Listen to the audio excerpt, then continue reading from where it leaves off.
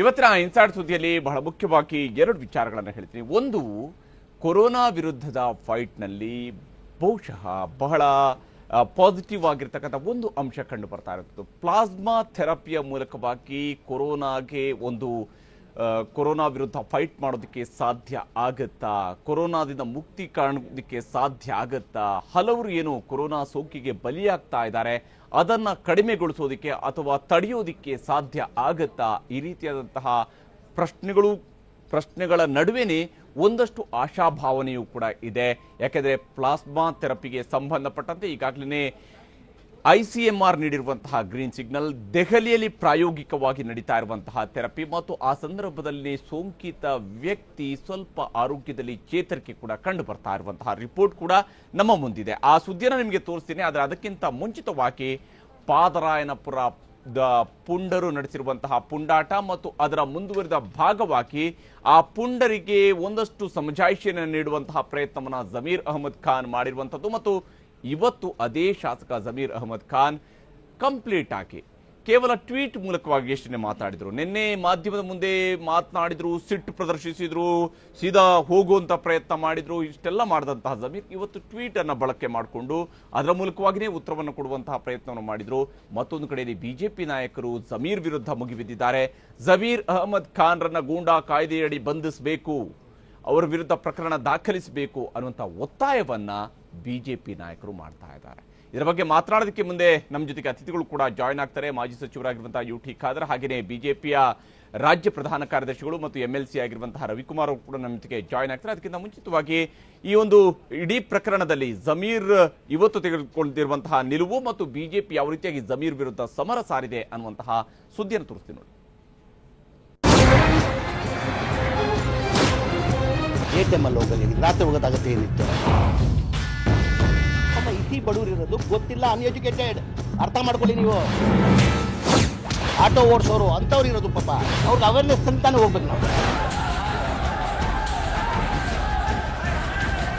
ನನ್ನ ಕೈವಾಡ ಇದೆ ಅಂತ ಸಾಬೀತಾದ್ರೆ ಗಲ್ ಶಿಕ್ಷೆ ಕೊಡಬೇಕು.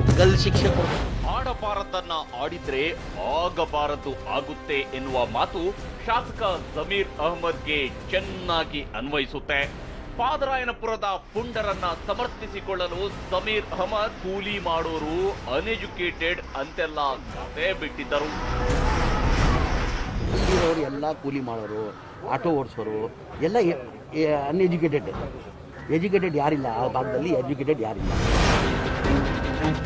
ಆದ್ರೆ ಜಮೀರ್ ಮಾತ್ಗೆ ಯಾವ ಕಡೆಯಿಂದಲೂ ಬೆಂಬಲ ಸಿಕ್ಕಿರಲಿಲ್ಲ. ಅಲ್ಲದೆ ಬಿಜೆಪಿ ನಾಯಕರಂತೂ ಜಮೀರ್ ವಿರುದ್ಧ ಮುಗಿಬಿದ್ದಿದ್ದರು. ಇದೇ ಕಾರಣಕ್ಕೋ ಏನೋ ಇಂದು ಜಮೀರ್ ಬೆಳಗ್ಗೆಯೇ ಸರಣಿ ಟ್ವೀಟ್ ಮಾಡುವ ಮೂಲಕ ಭಾವನಾತ್ಮಕವಾಗಿ ಜನರನ್ನ ಮುಟ್ಟುವ ಪ್ರಯತ್ನ ಮಾಡಿದ್ದರು. ಅಷ್ಟೇ ಅಲ್ಲದೆ ತಮ್ಮ ಮೇಲಿನ ಆರೋಪಗಳಿಂದ ಪಾರಾಗಲು ಟ್ವೀಟ್ ಬಳಸಿಕೊಂಡಿದ್ದರು.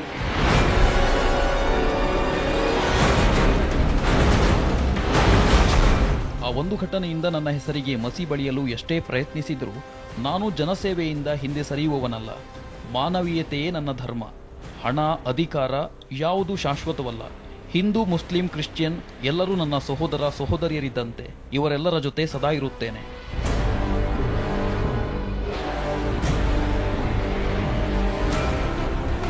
ಹೀಗೆ ಟ್ವೀಟ್ ಮೂಲಕವೇ ತನಗನ್ನಿಸಿದ್ದನ್ನ ಬರೆದುಕೊಂಡಿದ್ದ ಜಮೀರ್ ಅಪ್ಪಿತಪ್ಪಿಯೂ ಇಂದು ಮಾಧ್ಯಮದ ಮುಂದೆ ತುಟಿ ಬಿಚ್ಚಲು ಹೋಗಲಿಲ್ಲ.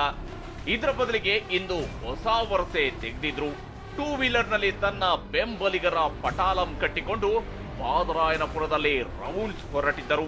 ಸೀಲ್ ಡೌನ್ ನಡುವೆ ಜನರ ಕಷ್ಟಕ್ಕೆ ಸ್ಪಂದಿಸುತ್ತಿದ್ದೇನೆ ಎಂದು ತೋರಿಸಿಕೊಳ್ಳುವ ಪ್ರಯತ್ನ ಜಮೀರ್ ಮಾಡಿದ್ದರು.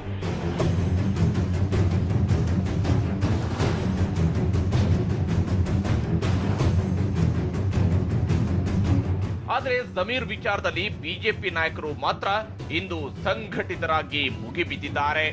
ಜಮೀರ್ ಖಾನ್ ವಿಚಾರದಲ್ಲಿ ಈ ಹಿಂದಿನಿಂದಲೂ ಮಾತಿನ ಫೈಟ್ ನಡೆಸುತ್ತಾ ಬಂದಿರುವ ಶಾಸಕ ರೇಣುಕಾಚಾರ್ಯ ಇಂದು ಜಮೀರ್ ವಿರುದ್ಧ ಹರಿಹಾಯ್ದರು. ಒಂದು ಬಾರಿ ಅಲ್ಲ, 10 ಬಾರಿ ವಿವಾದಾತ್ಮಕ ಹೇಳಿಕೆಗಳು. ಸಾರಾಯಿಪಳ್ಳಿಯಲ್ಲಿ ಅಂಗನವಾಡಿ ಆಶಾ ಕಾರ್ಯಕರ್ತರ ಮೇಲೆ ದಬ್ಬಾಳಿಕೆ ಆದಾಗ ಅವತ್ತು ಅದೇ ಜಮೀರ್ ಖಂಡಿಸಬೇಕಾಯ್ತು. ಅದರ ಬದಲಾಗಿ ಅವರ ಪ್ರಚೋದನೆಯಿಂದ ನಿನ್ನೆ ಪಾದರಾಯನಪುರದಲ್ಲಿ ಗಲಾಟೆ ಆಗಿದ್ದು. ಇದಕ್ಕೆ ಜಮೀರೇ ಕಾರಣ. ನಾನು ಹೇಳ್ತೀನಿ, ಜಮೀರನ ಮೊದಲು ಗುಂಡಾ ಕಾಯ್ದೆ ಅಡಿಯಲ್ಲಿ ದೇಶದ್ರೋಹದ ಏನು ಕೇಸ್ಗಳನ್ನು ಹಾಕಿ ಬಂಧಿಸಿದರೆ ನಮ್ಮ ರಾಜ್ಯದಲ್ಲಿ ಕೋಮುಗಲಭೆಗಳಾಗಲ್ಲ. ಇದು ಸರಿಯಲ್ಲ. ಇದೇ ರೀತಿ ನಡವಳಿಕೆ ಇದಾದರೆ ಇದು ಬೇರೆ ರೀತಿ ಪರಿಣಾಮ ಆಗುತ್ತೆ ಹೇಳ್ತೀರಿ.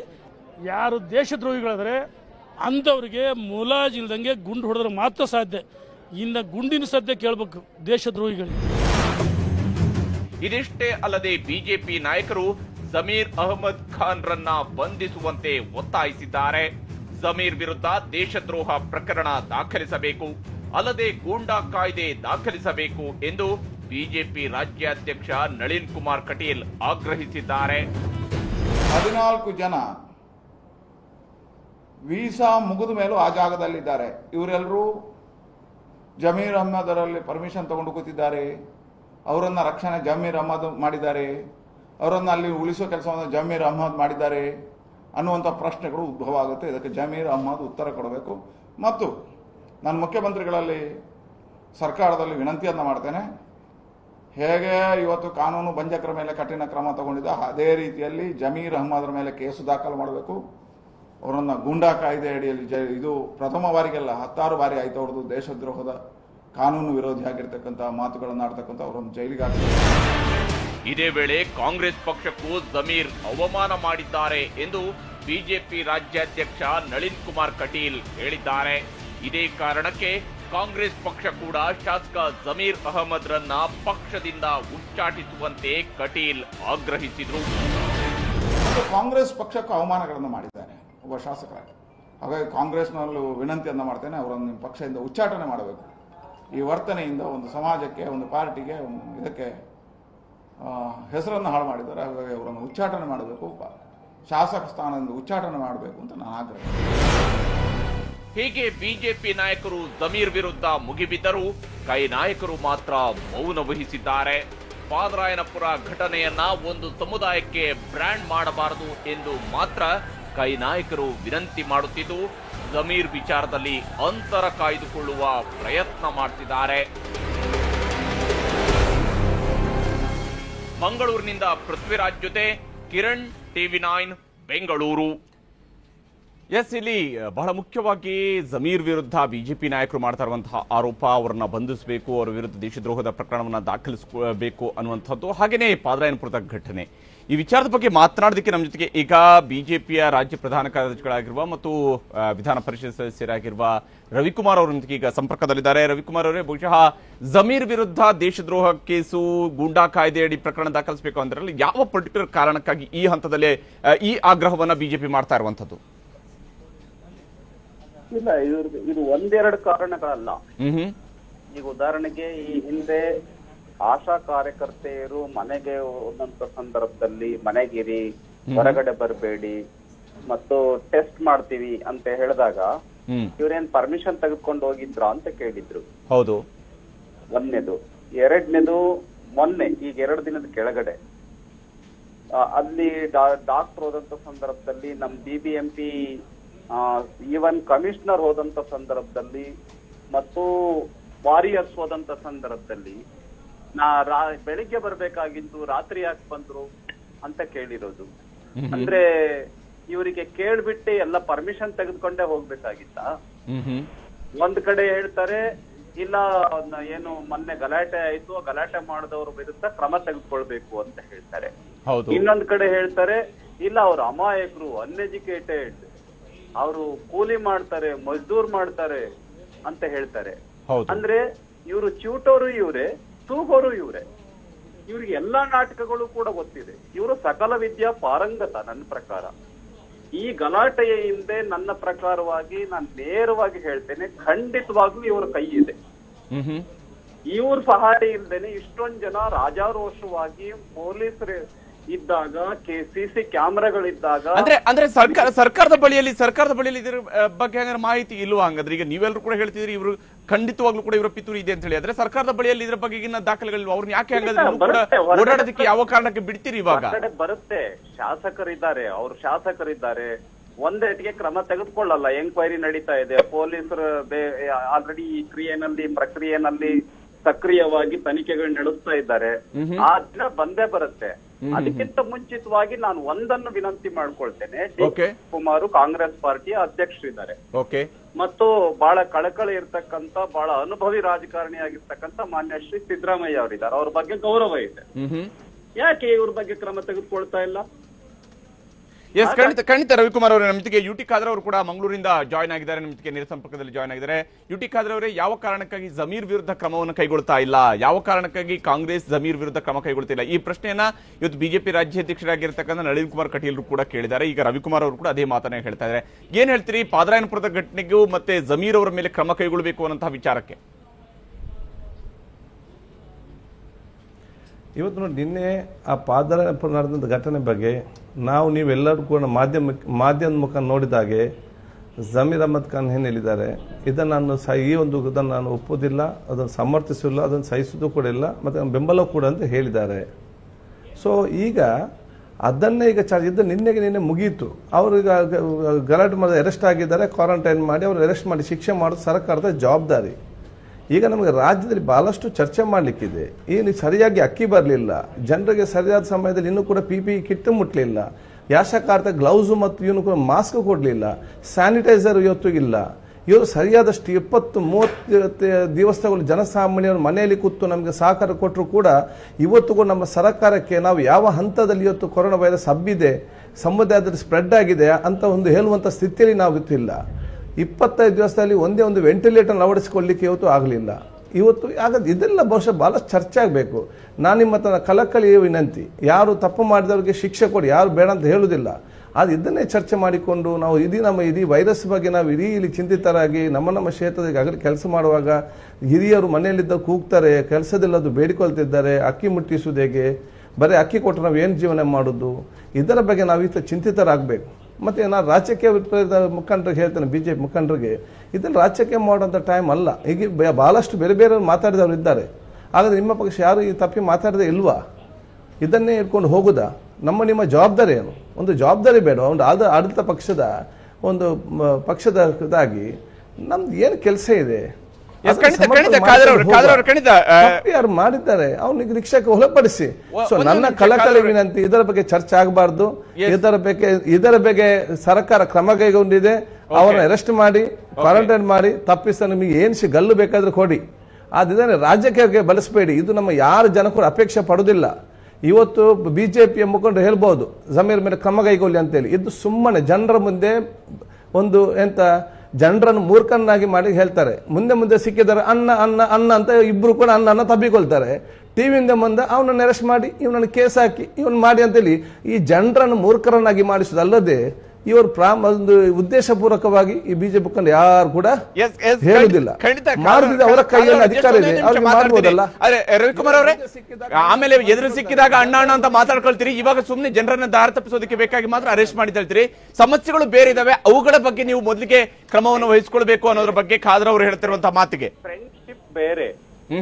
ನೀವೇನು ಏನಲ್ಲೇ ಬರಲ್ಲ ಅಂತ ಮಾತಾಡಕ್ಕಾಗತ್ತ? ಎದುರುಗಡೆ ಸಿಕ್ಕಾಗ ಖಂಡಿತವಾಗ್ಲೂ ನಾವು ನಮ್ಮ ಆ ಸಂಸ್ಕೃತಿಯನ್ನ ನಾವು ತೋರಿಸ್ಬೇಕಾಗತ್ತೆ. ನಾನ್ ಕೇಳ್ತೇನೆ ನೇರವಾಗಿ, ಯುಟಿ ಖಾದರ್ ಅವರು ಅವ್ರಿಗೂ ಕೂಡ ಅನೇಕ ಸಾರಿ ಶಾಸಕರಾಗಿದ್ದಾರೆ.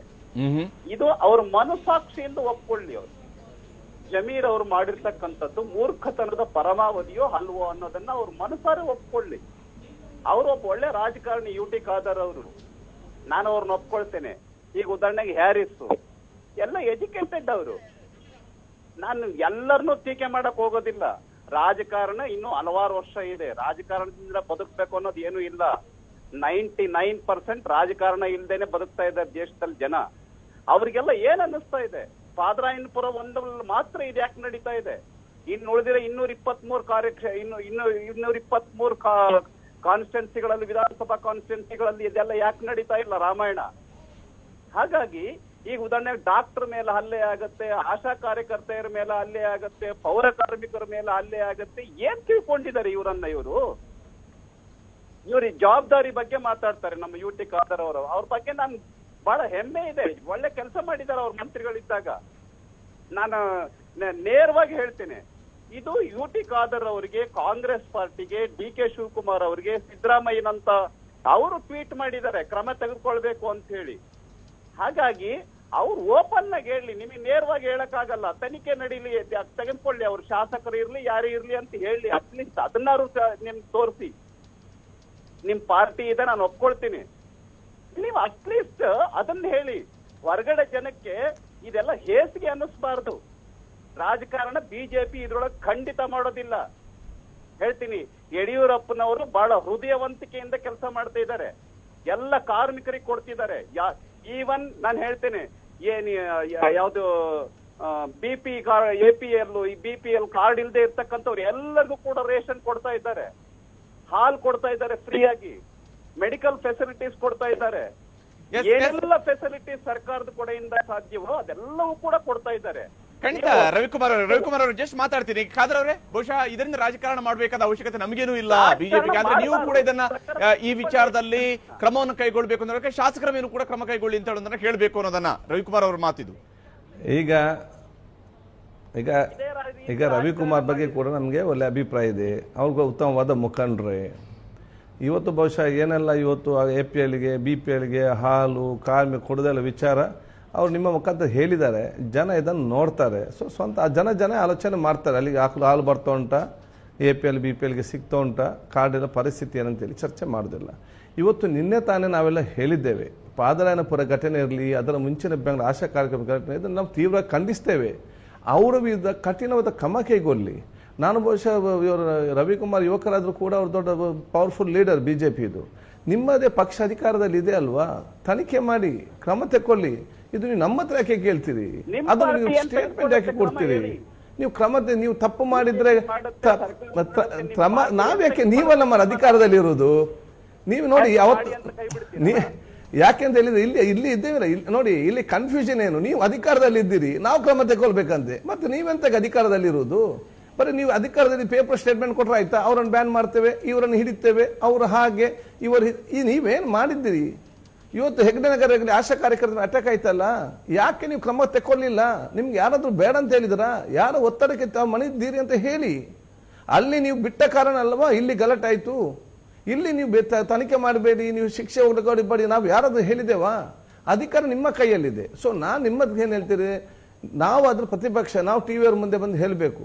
ನೀವು ಅದ ಅಧಿಕಾರದಲ್ಲಿರುವಂತಹ ಪಕ್ಷ, ನೀವು ಬಾಯಿ ಟಿವಿ ಮಧ್ಯೆ ಚರ್ಚೆ ಅಂತಕ್ಕೆ ಆಕ್ಷನ್ ತಗೊಳ್ಳಿ. ಅಲ್ಲ, ತಪ್ಪಿದ್ರೆ ನೀವು ತಗೊಳ್ಳಿ. ಯಾರು ಬೇಡ ಅಂತ ಹೇಳ್ತಾರೆ? ಯಾರು ಕೂಡ ನಾವು ಬೇಡ ಅಂತ ಹೇಳುವುದಿಲ್ಲಲ್ಲ. ನೀವು ನಿಮ್ಮ ಕೆಲಸ ಮಾಡದೆ ಟಿವಿ ಮುಂದೆ ಬಂದು ನೀವು ಮಾಡಿ ನಾವು ಮಾಡಿ ಜನರಿಗೆ ಯಾಕೆ ಗೊಂದಲ? ನಾನು ಕಲೆ ಕೇಳುದಂತೇಳಿ ಇದು ನಮ್ಮ ಕಾಲಲ್ಲ. ನೋಡಿ, ನಾವೆಲ್ಲರೂ ಕೂಡ ಬೆಳಿಗ್ಗೆಯಿಂದ ಸಂಜೆ ಬೇರೆ ಬೇರೆ ಇವತ್ತು ಜನ ಮಧ್ಯೆ ಹೋದಾಗ ಅವರ ಬೇಸರ ಕೇಳಿ ನಮಗೆ ಇಲ್ಲಿ ಇಡೀ ಬಂದು ಭಾವನಾತ್ಮಕವಾಗಿರುವಂಥ ವಿಚಾರ ಇವತ್ತು ಆಗಿದೆ. ಸೊ ತಳಮಟ್ಟಿನ ಸಮಸ್ಯೆಯನ್ನು ಬಗೆಹರಿಸಿಕೊಳ್ಳಿ. ಇವತ್ತು ಬೇಕಾದಂತ ನೋಡಿ 4-5 ಡಿಪಾರ್ಟ್ಮೆಂಟ್ ಇದೆ. ಸಮುದ್ರದೊಂದು ತೂಫಾನ್ ಬಂದಾಗ ನೇವಿ ಡಿಪಾರ್ಟ್ಮೆಂಟ್ ಮತ್ತು ನಿಮ್ಮ ಕೋಸ್ಟ್ ಗಾರ್ಡ್ ಡಿಪಾರ್ಟ್ಮೆಂಟ್ ಅಲರ್ಟ್ ಇರಬೇಕು, ಅವರು ಬಂದ್ ಮಾಡಿ ಹೋಗ್ಲಿಕ್ಕೆ ಆಗುದಿಲ್ಲ. ಅದೇ ರೀತಿ ಈ ರೀತಿಯ ಡಿಸಾಸ್ಟರ್ ಆದಾಗ food department, revenue department, health department 24 ಗಂಟೆ ಓಪನ್ ಆಗಬೇಕು. ಈಗ ಪೆನ್ಷನ್ ಬರೋದು 5-6 ತಿಂಗಳಾಯ್ತು. ನಿನ್ನೊಂದು ಹಿರಿಯರು ಕೂಗಿ ಹೇಳ್ತಾರೆ, ನನಗೆ ಮದ್ದು ತೆಗಲಿಕ್ಕೆ ದುಡ್ಡಿಲ್ಲ, ನಾನು ಖುದ್ದು ಮನೆಗೆ ಹೋಗಿ ಮದ್ದು ಕೊಟ್ಟು ಬಂದೆ ರಾತ್ರಿ. ಅವ್ರಿಗೆ ಪೆನ್ಷನ್ ಬರದೆ 4 ತಿಂಗಳಾಯ್ತು. ನೀವು ಯಾರಾದೊಂದು ಸರಿಪಡಿಸಿ ಅವ್ರಿಗೆ ಕೊಡುವಂತ ವ್ಯವಸ್ಥೆ ಅಡ್ಮಿನಿಸ್ಟ್ರೇಷನ್ ಮಾಡ್ತದೆಯಾ? ಇವತ್ತು ನನ್ನ ಅಪ್ಲಿಕೇಶನ್ ಆಗ್ತೇನೆ ಒಂದು ಬರ್ತಾನೆ, ನನ್ನ ಕಾರ್ಡ್ ಇಲ್ಲ ಅಪ್ಲಿಕೇಶನ್ ಕೊಡ್ಲಿಕ್ಕೆ. ನ್ಯಾಷನಲ್ ಫುಡ್ ಸೆಕ್ಯೂರಿಟಿ ಆಕ್ಟ್ ಪ್ರಕಾರ ನಿಮಗೆ ಅಪ್ಲಿಕೇಶನ್ ಬಂದ್ ಮಾಡಲಿಕ್ಕೆ ಸಾಧ್ಯವೇ ಇಲ್ಲ. ದೊಡ್ಡ book case on the government. ಯಾಕೆ ನಾನು ಅಪ್ಲಿಕೇಶನ್ ಬರ್ತಾನೆ, ಅಪ್ಲಿಕೇಶನ್ ಬಂದ್. ಯಾಕೆ ಅಪ್ಲಿಕೇಶನ್ ಬಂದ್? ನಾನು ನಾನು ಆಹಾರ ಸಚಿವನಾಗಿದ್ದಾಗ, ಸಿದ್ದರಾಮಯ್ಯ ಮುಖ್ಯಮಂತ್ರಿ ಇದ್ದಾಗ ಬೆಳಿಗ್ಗೆ 10 ಗಂಟೆಗೆ ಅಪ್ಲಿಕೇಶನ್ ಕೊಟ್ರೆ ಅವರ ಕೈಯಲ್ಲಿ ತಾತ್ಕಾಲ ಕಾರ್ಡ್ 10:30 ಗಂಟೆ ಕೈಯಲ್ಲಿ ಕೊಟ್ಟು ಕಳಿಸಿ ಅವರೆಲ್ಲರೂ ಪ್ರಯೋಜನ ಪಡ್ಕೊಂಡು ಒರಿಜಿನಲ್ ಕಾರ್ಡ್ ಪೋಸ್ಟ್ ಮುಖಾಂತರ ಬರ್ಲಿಲ್ವಾ? ಇನ್ನು 10 ದಿವಸ ಇದೆ ನೆಕ್ಸ್ಟ್ ಅಲಾಟ್ಮೆಂಟ್ ಬರ್ಲಿಕ್ಕೆ. ಅಪ್ಲಿಕೇಶನ್ ಕಾಲ್ ಫಾರ್ ಮಾಡಿ, ವ್ಯವಸ್ಥೆ ಮಾಡಿ. ಇವತ್ತು ಸರ್ವಿಸಸ್ ವಿಚಾರದಲ್ಲಿನೇ ಬಹುಶಃ ಈಗಷ್ಟೇ ಸರ್ಕಾರದಿಂದ ಬಂದಿರುವಂತಹ ಒಂದು ಆರ್ಡರ್ ನ ನೋಡಿದ್ರೆ ನಿಜಕ್ಕೂ ಕೂಡ ತಮಾಷೆ ಅನ್ಸುತ್ತೆ. ಯಾಕಂದ್ರೆ ಫುಡ್ ಅಂಡ್ ಸಿವಿಲ್ ಸಪ್ಲೈಸ್ ನ ACS ಅವರನ್ನೇ ಇವತ್ತೀಗ ಟ್ರಾನ್ಸ್ಫರ್ ಮಾಡಿದ್ದಾರೆ. ಅಲ್ಲಿಗೆ ಅಡಿಷನಲ್ ಚಾರ್ಜ್ ಆಗಿ ರೆವೆನ್ಯೂ ಡಿಪಾರ್ಟ್ಮೆಂಟ್ ನ ಪ್ರಿನ್ಸಿಪಲ್ ಸೆಕ್ರೆಟರಿ ಅವರಿಗೆ ಕೊಟ್ಟಿದ್ದಾರೆ. ಗೊತ್ತಿಲ್ಲ ಹೆಂಗೆ ಸರ್ಕಾರ ಈ ರೀತಿಯಾಗಿ 2 ಎಸೆನ್ಷಿಯಲ್ ಡಿಪಾರ್ಟ್ಮೆಂಟ್ ಗಳ ಜವಾಬ್ದಾರಿನ ಒಬ್ಬರಿಗೆ ಹಂಚಿಕೆ ಮಾಡಿದಂತ ಯಾವ ಕಾರಣಕ್ಕೆ ಅಂತ ಅರ್ಥ ಆಗ್ತಾ ಇಲ್ಲ ಈ ಹಂತದಲ್ಲಿ. ಆದ್ರೆ ಈ ಅವರೇ, ನಾನಿವತ್ತು ರವಿ ಹತ್ರ ಕೇಳ್ತೇನೆ, ನಾನು ರವಿ ಅವರಿಗೆ ಒಂದೇ ಹೇಳ್ತೇನೆ, ದಯವಿಟ್ಟು ಜನರ ಪರವಾಗಿ ನಾನು ಹೇಳ್ತೇನೆ, 2.5 ಲಕ್ಷ ಜನ ಇವತ್ತು ಅರ್ಜಿ ಫುಡ್ ಡಿಪಾರ್ಟ್ಮೆಂಟ್ ಅಲ್ಲಿ ನಿಮಗೆ ಕೊಟ್ಟಿದ್ದಾರೆ. ಅದನ್ನು ಪ್ರೋಸೆಸ್ ಮಾಡಿ ಮುಗಿಸಿ ನೀವು ಅವರಿಗೆ ಅಕ್ಕಿ ಕೊಡೋ ಬದಲು ನೀವು ಆ ಪ್ರೋಸೆಸ್ ಅನ್ನೇ ಸ್ಟಾಪ್ ಮಾಡಿ ಅಂತ ಹೇಳಿದ್ರಲ್ಲ, ಯಾಕೆ ಹೇಳಿದಿರಿ? ಪ್ರೋಸೆಸ್ ಸ್ಟಾಪ್ ಮಾಡಿ ಅವರಿಗೆ 10 kg ಕೊಡುದು ಅರ್ಜಿ ಹಾಕಿದವರಿಗೆ, ಯಾಕೆ 10 kg? ಅವರ ಮನೆಯಲ್ಲಿ ನ್ಯಾಷನಲ್ ಫುಡ್ ರೈಟ್ ಆಕ್ಟ್ ಇದೆ, ಅವನ ಹಕ್ಕನ್ನು ಯಾಕೆ ಮೊಟಕುಗೊಳಿಸ್ತೀರಿ? ಸರ್ಕಾರ ಇಲ್ಲಿ ಅವಶ್ಯಕತೆ ಇರತಕ್ಕಂತಹ ಸರ್ವಿಸಸ್ ಅನ್ನು ಕೊಡ್ತಾ ಇಲ್ಲ, ಆದ್ರೆ ಕೇವಲ ಇದರಲ್ಲಿ ರಾಜಕಾರಣವನ್ನು ಮಾತ್ರ ನೀವು ಬಿಜೆಪಿಯವರು ಮಾಡ್ತೀರಿ. ಯಾಕೆ, ಯಾರು ನಿಮ್ಮನ್ನು ತಡೆದಿದ್ದಾರೆ? ಯಾವ ಕಾರಣಕ್ಕಾಗಿ ನೀವು ಆಶಾ ಕಾರ್ಯಕರ್ತರ ಮೇಲೆ ಆದಂತಹ ಹಲ್ಲೆ ಮೇಲೆ ಕಠಿಣ ಶಿಕ್ಷೆಯನ್ನು ಗುರಿಪಡಿಸೋದಕ್ಕೆ ಯಾಕೆ ಸಾಧ್ಯ ಆಗಿಲ್ಲ ಅನ್ನುವಂತ ಪ್ರಶ್ನೆಗಳನ್ನ ಖಾದರ್ ಅವರು ಎತ್ತಿರುವಂತಹದ್ದು. ನೋಡಿ, ಅಂಗೈ ಹುಣ್ಣಿಗೆ ಕನ್ನಡಿ ಬೇಕಾಗಿಲ್ಲ. ಈಗ 119 ಜನಕ್ಕೆ ಅರೆಸ್ಟ್ ಮಾಡಿದ್ದಾರೆ, ಆಯ್ತಾ? ಮೈಸೂರಿನಲ್ಲಿ ಅರೆಸ್ಟ್ ಮಾಡಿದ್ದಾರೆ, ಚಿಕ್ಕಮಂಗ್ಳೂರಿನಲ್ಲಿ ಅರೆಸ್ಟ್ ಮಾಡಿದ್ದಾರೆ. ಸರ್ಕಾರ ಕಣ್ಣು ಮುಚ್ಕೊಂಡು ಕೂತ್ಕೊಂಡಿಲ್ಲ. ಇದು UT ಖಾದರ್ ಅವರಿಗೆ ಕಾಣಿಸ್ತಾ ಇದೆ, ಕರ್ನಾಟಕ ರಾಜ್ಯದ 6.5 ಕೋಟಿ ಜನರಿಗೆ ಕಾಣಿಸ್ತಾ ಇದೆ. ಒಂದೆಟ್ಗೆ ಆಕ್ಷನ್ ತೆಗೆದುಕೊಳ್ಳಕ್ ಹೋಗೋದಿಲ್ಲ. ಇದು ಸರ್ಕಾರ 6.5 ಕೋಟಿ ಜನರನ್ನ ಗಮನದಲ್ಲಿ ಇಟ್ಕೊಂಡು ತೆಗೆದುಕೊಳ್ಬೇಕಾಗತ್ತೆ. ಅದು UT ಖಾದರ್ ಅವ್ರಿಗೆ ಗೊತ್ತಿದೆ. ಆಡಳಿತ ನಡೆಸಿದ್ದಾರೆ ಕಾಂಗ್ರೆಸ್ನವರು, ಬಿಜೆಪಿಗಿಂತ ಅವ್ರಿಗೆ ಎಕ್ಸ್ಪೀರಿಯನ್ಸ್ ಜಾಸ್ತಿ ಇದೆ, ಅವ್ರಿಗೆ ಗೊತ್ತಿದೆ, ಕ್ರಮ ತೆಗೆದುಕೊಂಡಿದೆ. ನಾನ್ ಕೇಳ್ತೇನೆ, ಕಾಂಗ್ರೆಸ್ ಪಾರ್ಟಿಗೆ ಜವಾಬ್ದಾರಿ ಇದೆಯಾ ಇಲ್ಲವೋ? UT ಖಾದರ್ ಅವ್ರಿಗೆ ನಾನು ಪ್ರಶ್ನೆ ಕೇಳ್ತಾ ಇದ್ದೀನಿ, DK ಶಿವಕುಮಾರ್ ಅವ್ರಿಗೆ ಕೇಳ್ತೇನೆ. ಈ ರೀತಿ ಆಶಾ ಕಾರ್ಯಕರ್ತೆಯರ ಮೇಲೆ ಹಲ್ಲೆ ನಡೆದಾಗ ಕಾಂಗ್ರೆಸ್ ಏನು ಸ್ಟ್ಯಾಂಡ್ ತೆಗೆದುಕೊಳ್ಳೋದಿಲ್ಲ. ನಾನು ಏನು ತನಿಖೆಗೊಳಪಡಿಸ್ಬೇಕು, ಆಮೇಲೆ ನಾನು ಪರೀಕ್ಷೆಗೊಳಪಡಿಸ್ಬೇಕು, ಅವರೇ ಬಂದ್ಬಿಟ್ಟು ಹಾಸ್ಪಿಟಲ್ ಬನ್ನಿ, ಟೆಸ್ಟ್ ಒಳಪಡಿ, ಪರೀಕ್ಷೆಗೊಳಪಡಿ ಅಂತ ಮುಖ್ಯಮಂತ್ರಿಗಳು, ಆರೋಗ್ಯ ಸಚಿವರು, ಮೆಡಿಕಲ್ ಎಜುಕೇಶನ್ ಮಿನಿಸ್ಟರ್, ರಾಜ್ಯದ ಎಲ್ಲ ಮಂತ್ರಿಗಳು. ರವಿಕುಮಾರ್ ಅವರೇ, ಸಮಯದ ಅಭಾವ ಇದೆ, ಧನ್ಯವಾದ ನಮ್ಮ ಜೊತೆಗೆ ಜಾಯ್ನ್ ಆಗಿ ತಮ್ಮ ಅಭಿಪ್ರಾಯವನ್ನು ಶೇರ್ ಮಾಡ್ಕೊಂಡಿದ್ದಕ್ಕಾಗಿ. ಹಾಗೆ UT ಖಾದರ್ ಅವರೇ, ತಮಗೂ ಕೂಡ ಧನ್ಯವಾದ ಕಾರ್ಯಕ್ರಮದಲ್ಲಿ ಜಾಯ್ನ್ ಆಗಿ ತಮ್ಮ ಅಭಿಪ್ರಾಯವನ್ನು ಶೇರ್ ಮಾಡ್ಕೊಂಡಿದ್ದಕ್ಕಾಗಿ. ಬಹಳ ಮುಖ್ಯವಾಗಿ ಕೊರೋನಾದ ವಿರುದ್ಧದ ಫೈಟ್ ನಲ್ಲಿ ಪ್ಲಾಸ್ಮಾ ಥೆರಪಿ ನೆರವಿಗೆ ಬರುತ್ತಾ, ಇದೆಷ್ಟರ ಮಟ್ಟಿಗೆ ನಮಗೆ ಸಹಾಯವನ್ನ ಮಾಡಬಹುದು, ಕೊರೋನಾವನ್ನ ತಡೆಯೋದಕ್ಕೆ ಸಾಧ್ಯ ಆಗ್ಬಹುದು ಅನ್ನುವಂತಹ ಸುದ್ದಿಯನ್ನು ತೋರಿಸ್ತೇನೆ. ಪ್ಲಾಸ್ಮಾ ಥೆರಪಿ ನಿಜಕ್ಕೂ ಕೂಡ ಕೊರೋನಾ ವಿರುದ್ಧದ ಫೈಟ್ ನಲ್ಲಿ ಕೆಲಸ ಮಾಡುತ್ತಾ? ಯಾಕಂದ್ರೆ ದೆಹಲಿಯಲ್ಲಿ ಈಗಾಗಲೇ ಒಬ್ಬ ರೋಗಿಗೆ ಪ್ರಾಯೋಗಿಕವಾಗಿ ಪ್ಲಾಸ್ಮಾ ಥೆರಪಿಯನ್ನು ನೀಡಲಾಗ್ತಾ ಇದೆ, ಸ್ವಲ್ಪ ಮಟ್ಟಿಗೆ ಚೇತರಿಕೆ ಕಂಡು ಬರ್ತಾ ಇದೆ ಅನ್ನುವಂತಹ ಅಂಶದ ನಡುವೆನೇ ಕರ್ನಾಟಕದಲ್ಲೂ ಕೂಡ ಪ್ಲಾಸ್ಮಾ ಥೆರಪಿಯನ್ನು ಆರಂಭಿಸೋದಕ್ಕೆ ICMR ಗ್ರೀನ್ ಸಿಗ್ನಲ್ ಕೊಟ್ಟಿದೆ. ಅದರ ಬಗ್ಗೆ ಸುದ್ದಿಯನ್ನು ತೋರಿಸ್ತೀನಿ ನೋಡಿ.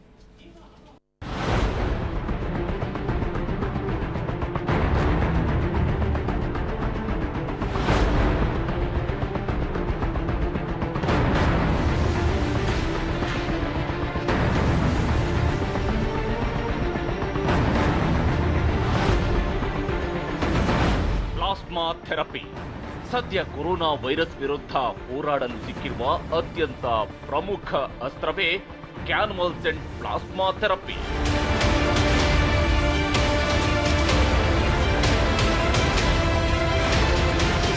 ಇಷ್ಟಕ್ಕೂ ಈ ಪ್ಲಾಸ್ಮಾ ಥೆರಪಿಯಿಂದ ದೆಹಲಿಯಲ್ಲಿ ಓರ್ವ ಕೊರೋನಾ ಸೋಂಕಿತರಿಗೆ ಚಿಕಿತ್ಸೆ ನೀಡಲಾಗುತ್ತಿದೆ.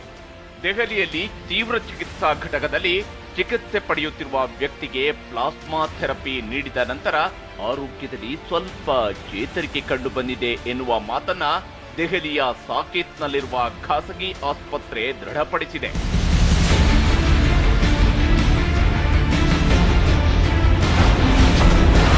ಇಷ್ಟಕ್ಕೂ ಪ್ಲಾಸ್ಮಾ ಥೆರಪಿ ಸದ್ಯ ಕೋವಿಡ್-19 ರೋಗಿಗಳಿಗೆ ಪ್ರಾಯೋಗಿಕವಾಗಿ ನೀಡಲಾಗುತ್ತಿರುವ ಔಷಧೀಯ ಕ್ರಮವಾಗಿದೆ. ಇದರಲ್ಲಿ ಕೋವಿಡ್-19 ನಿಂದ ಚೇತರಿಕೆಯಾದ ವ್ಯಕ್ತಿಯ ರಕ್ತದ ಪ್ಲಾಸ್ಮಾ ಪಡೆಯಲಾಗುತ್ತದೆ. ನಂತರ ಈ ಪ್ಲಾಸ್ಮಾವನ್ನ ತೀವ್ರ ನಿಗಾ ಘಟಕದಲ್ಲಿರುವ ಸೋಂಕಿತನಿಗೆ ಪ್ರಾಯೋಗಿಕವಾಗಿ ನೀಡಲಾಗುತ್ತದೆ. ಸೋಂಕಿನಿಂದ ಚೇತರಿಸಿಕೊಂಡಿರುವ ವ್ಯಕ್ತಿಯ ಪ್ಲಾಸ್ಮಾದಲ್ಲಿ ರೋಗ ನಿರೋಧಕ ಶಕ್ತಿ ಹೆಚ್ಚಿರುತ್ತದೆ ಎನ್ನುವುದು ಇದಕ್ಕೆ ಕಾರಣ. ಚೇತರಿಸಿದ ವ್ಯಕ್ತಿಯ ಪ್ಲಾಸ್ಮಾ ಬಳಸಿ ಸೋಂಕಿತನಿಗೆ ಪ್ರಾಯೋಗಿಕ ಚಿಕಿತ್ಸೆ ನೀಡಿ ಅವರ ಆರೋಗ್ಯದಲ್ಲಿ ಚೇತರಿಕೆ ಕಾಣುತ್ತಿದೆ.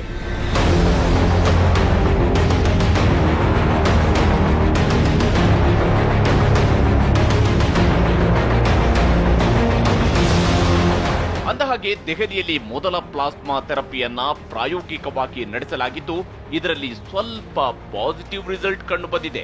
ಇದೇ ಸಂದರ್ಭದಲ್ಲೇ ಕರ್ನಾಟಕದಿಂದ ಡಾಕ್ಟರ್ ವಿಶಾಲ್ ರಾವ್ ನೇತೃತ್ವದ ತಂಡ ಸಲ್ಲಿಸಿದ ಪ್ರೋಟೋಕಾಲ್ಗೆ ICMR ಒಪ್ಪಿಗೆ ಸೂಚಿಸಿದೆ. ಕ್ಯಾನ್ವಲ್ಸೆಂಟ್ ಪ್ಲಾಸ್ಮಾ ಥೆರಪಿ ನಡೆಸುವ ಬಗ್ಗೆ ರಾಜ್ಯ ಸರ್ಕಾರ ಡಾಕ್ಟರ್ ವಿಶಾಲ್ ರಾವ್ ನೇತೃತ್ವದ ತಂಡ ನೀಡಿದ್ದ 3 ಚಿಕಿತ್ಸಾ ವಿಧಾನಗಳನ್ನ ICMRಗೆ ಕಳುಹಿಸಿತ್ತು. ಸದ್ಯ ರಾಜ್ಯದಲ್ಲೂ ಪ್ಲಾಸ್ಮಾ ಥೆರಪಿ ನಡೆಸಲು ಅವಕಾಶ ಸಿಕ್ಕಿದ್ದು, ಇನ್ನಾದರೂ ಕೊರೋನಾ ಸಾವಿನ ಸರಣಿಗೆ ತಡೆಯೊಡ್ಡಲು ಸಾಧ್ಯವಾಗುತ್ತಾ ಎಂಬ ಆಶಾಭಾವನೆ ಹುಟ್ಟುಹಾಕಿದೆ.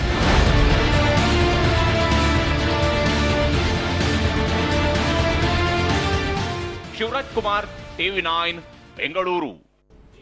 ನೇಷನ್ @9 ಪ್ರತಿದಿನ ರಾತ್ರಿ 9 ಗಂಟೆಗೆ TV9 ನಲ್ಲಿ ಮಾತ್ರ.